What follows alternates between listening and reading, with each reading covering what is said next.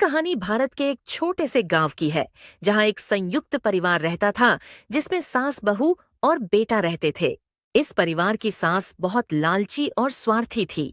उसकी लालच के कारण घर में हमेशा कलह और अशांति रहती थी। इस कहानी के 3 मुख्य पात्र हैं।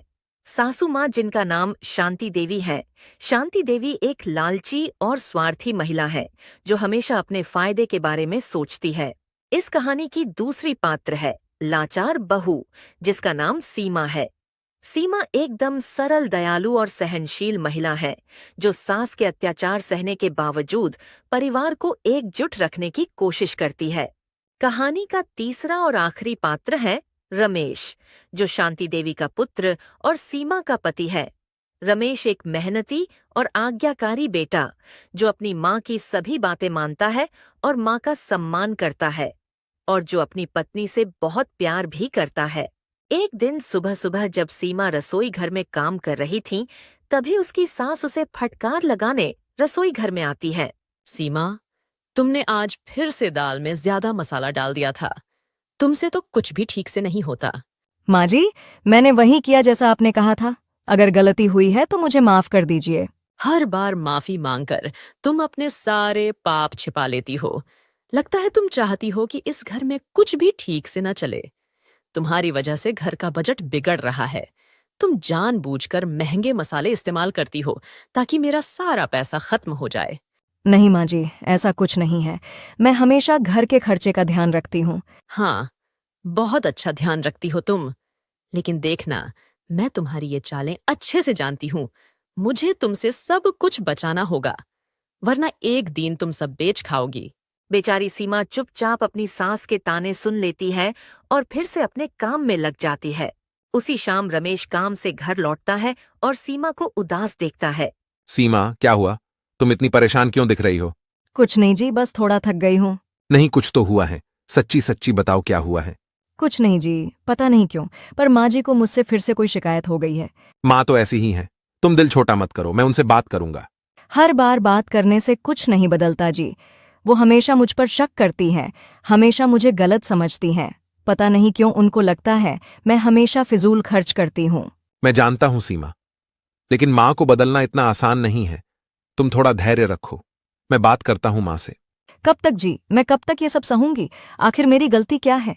रमेश सीमा को अपनी बातों से दिलासा देता है और सीमा रमेश की बात मान जाती है। उसी रात रमेश अपनी माँ शांति देवी से मिलने उनके कमरे में जाता है। माँ, क्या मैं अंदर आ जाऊं? हाँ रमेश बेटा, आ जाओ। माँ, आपसे एक जरूरी बात करनी थी। हाँ बोलो ना बेटा, क्या बात करनी है?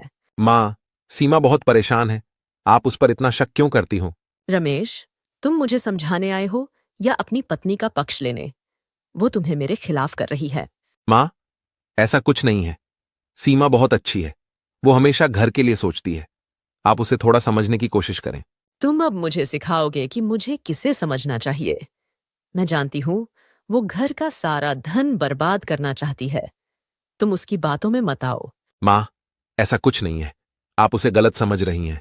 तुम देखना बेटा, एक दिन ये तुम्हें छोड़कर चली जाएगी और तब तुम्हें मेरी बात समझ आएगी। रमेश अपनी माँ को बहुत समझाने की कोशिश करता है, परंतु शांति देवी उसकी कोई बात मानने को तैयार नहीं थी। शांति देवी जब देखती है कि रमेश अपनी बीवी की ज्यादा पक्ष लेने लगा है, तो वो सीमा को किसी तरह फंसाकर रमेश की नजरों में उसे गलत साबित करने का सोचती है। अगले दिन सुबह सुबह शांति देवी घर की कीमती चीजें छुपाकर सीमा पर चोरी का आरोप लगाने की योजना बनाती है। शांति देवी सीमा को फंसाने की योजना बनाते हुए अपने आप से कहती हैं, अगर इस घर से सीमा चली जाए तो रमेश पूरा घर मेरे नाम कर देगा। मुझे बस सीमा को किसी तरह बदनाम करना है। शांति देवी फटाफट घर की कीमती चीजें घर के एक बंद कमरे में छिपा देती हैं। घर की कीमती चीजें छुपाने के बाद शांति देवी रमेश को बुलाती है। ओ रमेश बेटा, कहाँ हो? जरा यहाँ आना तो। आया माँ, रुकना जरा सा। रमेश, घर से कुछ कीमती चीजें गायब हैं। मैंने बहुत ढूंढा लेकिन कहीं नहीं मिली। क्या? घर की चीजें गायब हो गई हैं माँ? हाँ बेटा, मैंने बहुत ढूंढा पर कुछ चीजें नहीं मिल रही है। मुझे लग रहा है शायद किसी ने हमारे यहाँ चोरी की है। पक्का ना माँ, चीजें चोरी हुई हैं। कहीं ऐसा तो नहीं आप कहीं रखकर भूल गई हो? नहीं बेटा, पक्का चीजें चोरी हुई हैं, पर जो चीजें चोरी हुई हैं उन्हें देखकर तो लग रहा है अपने घर के किसी ने ही चोरी की हैं। आप कहना क्या चाहती हो माँ? मैं कुछ कह नहीं सकती, लेकिन तुम अपनी पत्नी से पूछो, कहीं उसने ही। ये बोलते बोलते शांति देवी रुक जाती है। अपनी माँ से ऐसा सुनते ही रमेश थोड़ी नाराजगी भरे आवाज में कहता है, माँ, आप ये क्या कह रही हैं? सीमा ऐसा नहीं कर सकती। मैं बस तुम्हें आगाह कर रही हूँ, तुम खुद जाकर उससे पूछ लो। माँ से इस तरह अपने पत्नी के बारे में सुन रमेश को वैसे तो बुरा लगता है, परंतु वो अपनी माँ की बात पर भरोसा कर अपनी पत्नी से इस बारे में बात करने जाता है। रमेश सीमा से चोरी के सिलसिले में बात करने अपने कमरे में जाता है। सीमा, मुझे तुमसे कुछ बात करनी है। बोलो ना जी, क्या बात करनी है आपको? सीमा, माँ कह रही हैं कि घर से कुछ कीमती चीजें गायब हैं। क्या तुमने उन्हें कहीं रखा है? नहीं रमेश, मैंने कुछ नहीं लिया। आप मुझसे ये सवाल कैसे कर सकते हैं? माँ को इस बारे में शक है कि शायद वो चीजें तुमने ली हैं। मैं सिर्फ सच जानना चाहता हूँ। रमेश से इस तरह की बात सुन सीमा रोने लगती है। आप भी मुझ पर शक कर रहे हैं? आपने ऐसा सोचा भी कैसे कि मैं अपने ही घर में ऐसा कर सकती हूँ? सीमा, मैं नहीं जानता कि क्या सच है, लेकिन माँ ऐसा कह रही हैं। तो मैं आपके लिए क्या हूँ रमेश? बस एक इल्जाम। रमेश से इस तरह चोरी का इल्जाम लगता देख सीमा आहत होकर घर छोड़ने का फैसला करती है। मैं इस घर में अब नहीं रह सकती। जब आप खुद मुझ पर भरोसा नहीं करते तो मेरा यहाँ रहना व्यर्थ है। सीमा, मेरी बातों का बुरा मत मानो, मत जाओ, घर छोड़कर रुक जाओ। नहीं रमेश, मैं जा रही हूँ, लेकिन याद रखना, सच्चाई हमेशा सामने आती है। सीमा अपना सूटकेस बांधकर अपने मायके चली जाती है। सीमा के मायके जाने के बाद रमेश सीमा को बहुत फोन करता था, पर सीमा उसका कभी जवाब नहीं देती थी। इसी तरह कई दिन बीत जाते हैं। सीमा अपने मायके में ही रहती है। सीमा के जाने के बाद रमेश और शांति देवी के बीच रोज रोज की अनबन शुरू हो जाती है। माँ, आपसे बड़ी गलती हो गई है। सीमा निर्दोष थी और हमने उसे जाने दिया।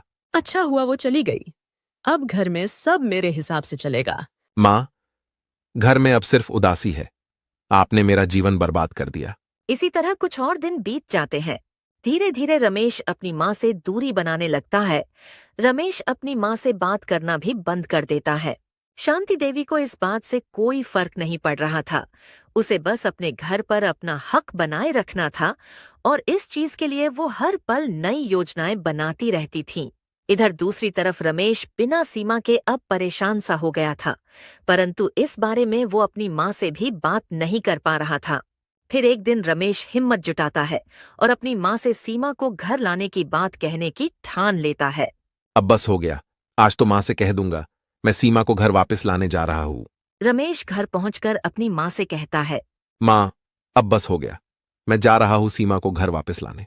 क्या तुम उस चोरनी को वापस लाने जा रहे हो? माँ, सीमा चोरनी नहीं है। आपने बिना मतलब मेरी सीमा पर शक किया।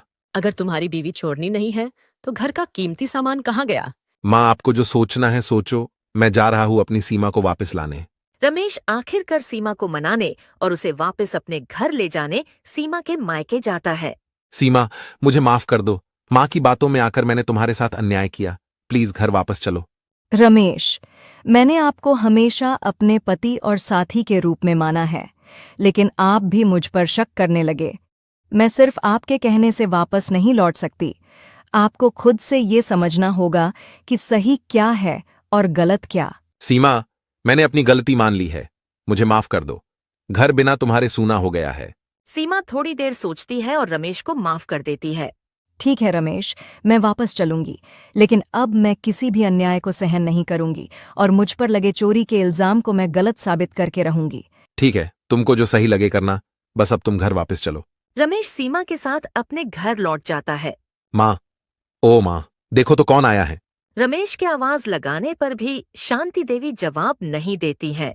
शांति देवी का ये स्वभाव देख सीमा समझ जाती है अब भी कुछ नहीं बदला और उसे अपनी शातिर सास के और नए नए योजनाओं से सावधान रहना होगा। शांति देवी को अपनी बहू को देख बिल्कुल प्रसन्नता नहीं हुई। वो अपनी बहू को देख मन ही मन सोचती है, कुछ दिन रह लेने देती हूँ इसे और फिर कोई नई योजना बनाकर इसे फंसा दूंगी, तब जाकर मेरे बेटे को समझ आएगा कौन सही है और कौन गलत। फिर कुछ दिन शांति से बीत जाते हैं। शांति देवी भी फिलहाल अपनी बहू को फंसाने के लिए कोई नई योजना नहीं बनाती है। फिर एक दिन शांति देवी सोचती है। चलो अपनी इस बहू को थोड़ा डरा कर रखती हूँ। शांति देवी सीमा को आवाज लगाती है। सीमा, जरा यहाँ आना तो। आ रही हूँ माँ जी। शांति देवी के बुलाने पर सीमा फौरन उसके पास जाती है। शांति देवी सीमा को अपनी धौंस दिखाने के लिए कड़क आवाज में कहती है। अब तुम आ ही गई हो तो मेरी बातें मानकर चलना, वरना तुम जानती हो कि मैं क्या कर सकती हूँ। अपनी सास से इस तरह की बात सुन सीमा भी कड़क आवाज में कहती है। माँ जी, अब मैं चुप नहीं रहूंगी। जो सही है वही करूंगी और जो गलत है उसे सबके सामने लाऊंगी। सीमा से इस तरह का जवाब सुन शांति देवी हैरान हो जाती है और मन ही मन सोचती है। अब समय है कोई योजना बनाकर इसे यहाँ से भगाने की। फिर एक दिन अकेले बैठे बैठे शांति देवी सोचती हैं। चलो, अब बहुत दिन रह ली मेरी बहू, अब फिर से इसे फंसाने का टाइम आ गया है।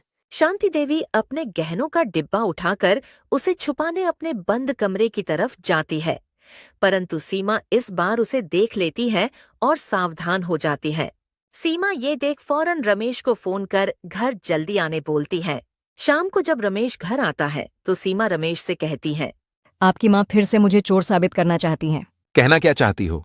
मैं क्या कहना चाहती हूँ वो मैं बाद में बताती हूँ। पहले आप मैं जो बोलूंगी वो करोगे, ये वादा करो। हाँ, वादा करता हूँ। बोलो क्या करना है। देखो जी, मैंने अपनी आंखों से माँ जी को अपने गहनों का डिब्बा पुराने वाले बंद कमरे में ले जाते देखा है। देखना कल माँ जी मुझ पर पक्का उनके चोरी होने का इल्जाम लगाएगी। पर मैं चाहती हूँ कि जब माँ जी अपने गहनों की चोरी वाली बात आपको बोले तो मैं जो अभी आपको बोल रही हूँ वही बातें आप माँ जी से बोलोगे। मैं कुछ नहीं समझ रहा हूँ, चल क्या रहा है, साफ साफ कहो। सीमा उसको अपना सारा प्लान समझा देती है। फिर अगली सुबह शांति देवी अपने नाटक का आरंभ करती है और जोर जोर से रोने लगती है। हाय राम, मैं तो लुट गई। किसी ने मेरा गहनों का डिब्बा चुरा लिया। शांति देवी फौरन अपने बेटे को आवाज देती है। रमेश, अरे ओ रमेश, कहाँ हो बेटा? जल्दी यहाँ आओ। रमेश फौरन अपनी माँ के कमरे में पहुंच जाता है। हाँ माँ, बोलो क्या हुआ, क्यों चिल्ला रही हो इतना? देखा बेटा, मैं तुझे मना कर रही थी ना तेरे इस चौरनी बीवी को वापस लाने। देखा, इसके आते ही मेरा गहनों का डिब्बा चोरी हो गया। जब शांति देवी अपनी चोरी की झूठी कहानी रमेश को सुना रही होती है तभी वहां सीमा भी पहुंच जाती है। सीमा को देखते ही शांति देवी बड़े तीखे स्वर में कहती है। देखो देखो, आ गई चोरनी। अपनी माँ से ये बातें सुन फौरन रमेश बोलता है। माँ, अब आपको टेंशन लेने की जरूरत नहीं है। मैं अभी आपके चोर को पकड़ लेता हूँ। हाँ बेटा, फौरन अपने इस बीवी को पुलिस को पकड़वा दो। नहीं माँ, सीमा चोर नहीं है, चोर कोई और ही है। मैं कुछ समझी नहीं बेटा, सीमा चोर नहीं है तो कौन है? माँ, मैंने घर में चोर कैमरे लगा दिए हैं ताकि हमारे घर में क्या क्या चल रहा है सब कुछ मुझे दिखाई देता रहे। रुको, अभी पुलिस को बुलाता हूँ और वो रिकॉर्डिंग पुलिस को दिखा देता हूँ। शांति देवी कैमरे की बात सुन डर जाती है। कैमरा? तुमने कब घर में कैमरा लगा दिया? माँ जी, उसे कैमरा नहीं सीसीटीवी कहते हैं। अभी पुलिस आएगी और सीसीटीवी में देख असली चोर को पकड़ लेगी। शांति देवी सीसीटीवी की बात सुन डर जाती है और डर के मारे सारी बातें रमेश को बता देती हैं। मुझे माफ कर दो रमेश बेटा, पुलिस को मत बुलाओ। मैंने ही अपने गहने पुराने कमरे में रख दिए हैं। मुझे माफ कर दो, मैं बस सीमा बहू को फंसाना चाहती थी। अपनी माँ से सारी हकीकत सुन रमेश अपनी माँ से कहता है। माँ, आपकी लालच की चक्कर में आपने मेरे अच्छे खासे रिश्ते में दरार पैदा कर दी थी। देखा माँ जी, मैंने कहा था ना इस बार मैं अन्याय नहीं सहने वाली हूँ। हाँ बहू, मुझे माफ कर दो। मुझे पुलिस के हवाले मत करो। अब से मैं ऐसी गलती कभी नहीं करूंगी। शांति देवी के इतना गिड़गिड़ाने पर सीमा रमेश से कहती है। सुनो जी, माँ जी को माफ कर दो। आखिर माँ जी ने अपनी गलती मान ली है। शांति अपनी बहू की हाँ में हाँ भरती है। बस फिर क्या था, शांति देवी भी सुधर जाती है और सीमा पर लगा इल्जाम भी झूठा साबित हो जाता है। फिर सीमा और रमेश अपने कमरे में लौट जाते हैं और रमेश भी सीमा से माफी मांगने लगता है। सीमा, मुझे भी माफ कर देना। माँ के कहने पर मैंने तुम पर शक किया था। इसमें आपकी कोई गलती नहीं है, ये तो बस आप माँ जी की बातों के वजह से बहक गए थे। हाँ, पर कुछ भी कहो, तुम्हारा झूठा सीसीटीवी वाला आइडिया काम तो आया। बिना किसी सबूत के माँ ने अपनी सारी गलती मान ली। पर अब जब माँ ने अपनी गलती मान ली है तो अब से हम सबको मिलकर रहना होगा। तो दोस्तों, इस तरह से सीमा के एक आइडिया ने उसकी लालची सास को भी सबक सिखा दिया और अपने ऊपर लगे झूठे इल्जाम को भी गलत साबित कर दिया। दोस्तों, इस प्रकार की और शानदार कहानी देखने के लिए अभी हमारे इस चैनल को सब्सक्राइब कर ले।